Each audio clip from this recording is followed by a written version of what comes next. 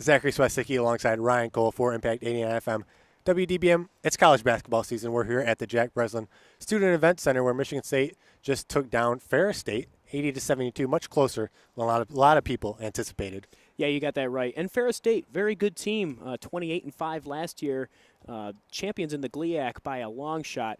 This is a very good Division II team, preseason number 9 in the country in Division II, but Michigan State preseason number 2 in Division I.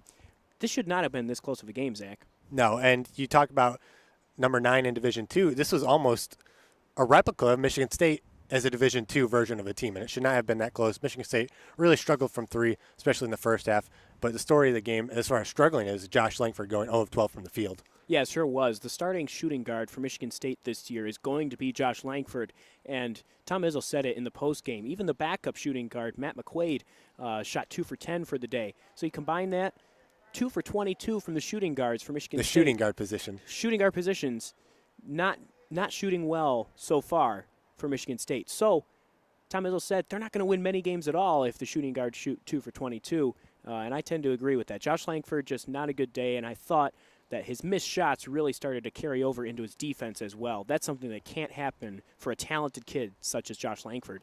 A couple standouts for the Spartans as far as the stat sheet goes. Cassius Winston, Jaron Jackson Jr., and Miles Bridges, all of them combined for the majority of the points. Cassius with 26 points, Miles Bridges with 19, and you have Jaron Jackson adding 14 points and 8 blocks. So those three, Izzo said, no one really stepped up out of the half, but that kind of the fourth quarter, if you will, of the game, last 10 minutes, those three really stepped up. The win was really set in place by 2 big three-pointers by Cassius Winston late in this game. He ended up with 26 points, like you said, 21 in the second half alone.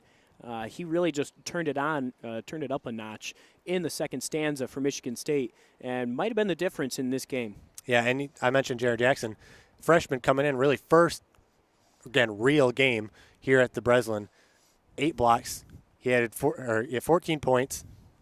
Can't ask much more, and a lot of highlight reel plays in this limited amount of time. Played some solid defense out there. Those block shots, like you said, I mean, tremendous length on Jared Jackson. He is a 6'11" 4, and he's got a 7'4" wingspan. So if that height isn't enough, I mean, he is long, he is wiry, and sometimes he was bodied up by the center from Ferris State. Yeah, Zach Hankins, preseason All-American in D2. Yeah, he's a very, very good player and played pretty well.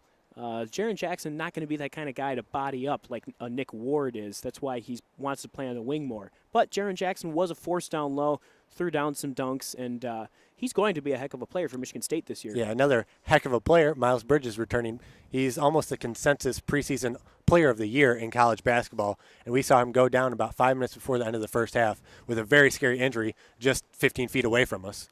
Yeah, and you know what? Miles Bridges, when he went down with that injury, you could hear a pin drop in this arena. Just about everybody knows that Michigan State's national title hopes ride with Miles Bridges, the superstar out of Flint. And he did come back. He said he got 4 stitches in the side of his head. Felt a little bit of a bruise on his right shoulder. I was shocked that he didn't have an injury to his shoulder, his collarbone or his arm.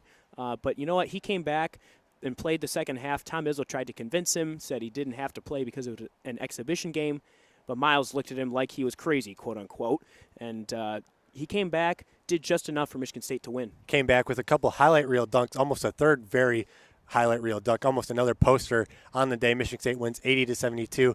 Really struggled against Ferris State, almost in Nebraska. And they play another Bulldog team, Georgia, this Sunday at 2 p.m. at Van Allen Arena in Grand Rapids. It's going to be a little bit different of a test for the Spartans this Sunday. It sure will. You know, this is, as we said, a very, very talented, very good Division II team.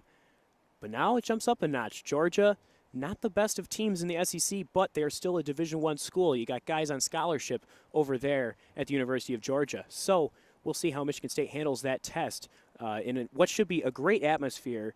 Sold out, 11,000 to 12,000 tickets sold out at Van Andel Arena for a charity game to benefit hurricane relief in the Bahamas and the state of Georgia. Yeah, Tom Izzo post-game listed off the list of negatives for this team that he thought they had. I hope he does that all year. Yeah. Gives me a pros and gives me a cons list. I mean, that's a beat writer's dream.